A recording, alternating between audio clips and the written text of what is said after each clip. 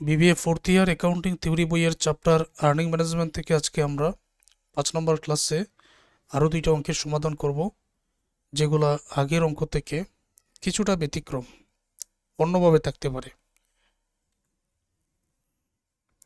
6 নম্বর অঙ্ক এটা। From the following information relating to Kashem dye sales limited. এখানে সেলসের পরিমাণ আছে 5 লক্ষ টাকা, ভেরিয়েবল কোস্ট 2 লক্ষ টাকা, ফিক্সড কোস্ট 1,50,000 টাকা, 10% ইন্টারেস্ট এক্সপেন্স 25,000 টাকা। আমি একবার পড়ে নেই।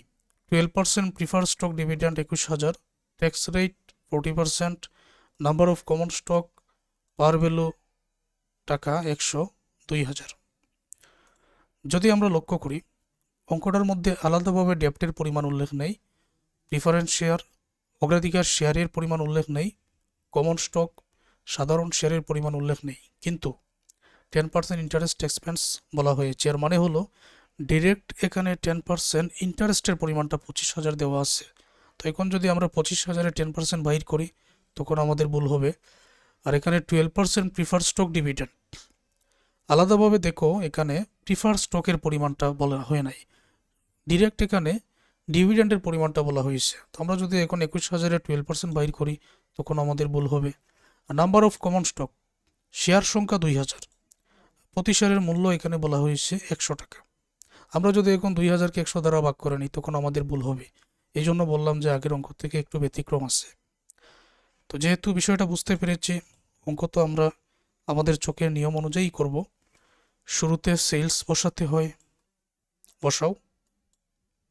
ভেরিয়েবল কোস্টটা মাইনাস করে দাও 2 লক্ষ, মাইনাস করলে পাবে কন্ট্রিবিউশন। ফিক্সড কোস্টটা মাইনাস করে দাও, মাইনাস করলে 1,50,000, পেয়ে যাবে ইবিআইটি 1,50,000। আর এতটুকু আমরা মাইনাস করছি কিসের ভিত্তিতে? আমরা বেসিক ক্লাসে আলোচনা করেছি যে কোনটার পরে কোনটা মাইনাস করতে হবে, এইটার ভিত্তিতে। আগের ক্লাসে এগুলা বোঝানো হয়েছে, আগের ক্লাস তো তোমরা দেখে নিচ্ছ। এখন ইন্টারেস্ট যেটা 25,000 আছে ওইটাই মাইনাস করো। ইবিটি 1,25,000-এর উপরে ট্যাক্স রেট 40% মাইনাস করো, 50,000 হয়, ইএটি পাবে। অগ্রাধিকার শেয়ার 21,000 মাইনাস করো, বিগ করলে ইএসিএস 54,000 পাবে। Number of common share 2,000, EACS 54,000-কে নাম্বার অফ কমন শেয়ার 2,000 দ্বারা ভাগ করলে টাকা 27 টাকা করে আসবে। আশা করবো ইপিএস আর্নিং পার শেয়ার এটা বুঝতে পেরেছ, খুবই সহজ। 7 নম্বরে আমরা আরও একটা অঙ্কের সমাধান বুঝব। Pharma solution limited needs 50 lakh for a new plant, following source R available for the company. যেখানে ডেপ্ট আছে 20 লক্ষ, ইকুইটি ক্যাপিটাল 20 লক্ষ, প্রিফারেন্স স্টক 10 লক্ষ, প্রাইস পার ইকুইটি শেয়ার 100 টাকা, rate of interest is 10%, preference dividend rate 8%, EBIT 15 লক্ষ, tax rate 30%, calculate EPS. প্রত্যেকটা তথ্যই আমাদের পরিচিত আর অঙ্কটাও খুবই সহজ। শুরুতে ইবিআইটি আনতে হয়, নিয়ে আসলাম, এটার ব্যাখ্যা আর করছি না কারণ সবাই জানো যেহেতু আগের ক্লাস করেছো। আর তারপর ইন্টারেস্ট মাইনাস করতে হয়। অঙ্কটার মধ্যে সেলস নেই, এই জন্য সেলস আনার প্রয়োজন। ইবিআইটি দেওয়া আছে, আমি একবার দেখাই। ইবিআইটি দেওয়া আছে মানে এই হলো ইবিআইটি, সরি এটা না, এটা এই হলো ইবিআইটি। তার মানে sales, variable cost, fixed cost এগুলোর কাজ করে দিয়েছে, ঠিক আছে।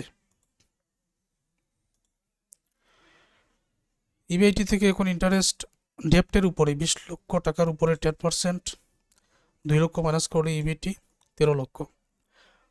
দেখুন তো ট্যাক্স রেট 40% আছে না 30%, ট্যাক্স রেট 30%, 13 লক্ষের 30% 3,90,000, বিগ করলে ইএটি 4 বা ইএটি আমরা পেয়ে যাবো 9,10,000। অগ্রাধিকার শেয়ার 10 লক্ষ আছে, এটার উপরে ডিভিডেন্ড রেট 8%, 80,000 হবে। EAT for common share holder 8,30,000। সাধারণ শেয়ার 20 লক্ষ টাকার আছে কিন্তু প্রতি শেয়ারের মূল্য 100 টাকা বলেছে। তো নাম্বার অফ কমন শেয়ার 20 লক্ষকে 100 দ্বারা ভাগ করে 20,000। Earning per share EPS EAT for common share ওই 8,30,000 টাকাকে শেয়ার সংখ্যা 20,000 দ্বারা যদি ভাগ করি তাহলে প্রতি শেয়ারে কি পরিমাণ হয়? 41 টাকা 5 পয়সা, 50 পয়সা। এই হলো উত্তর।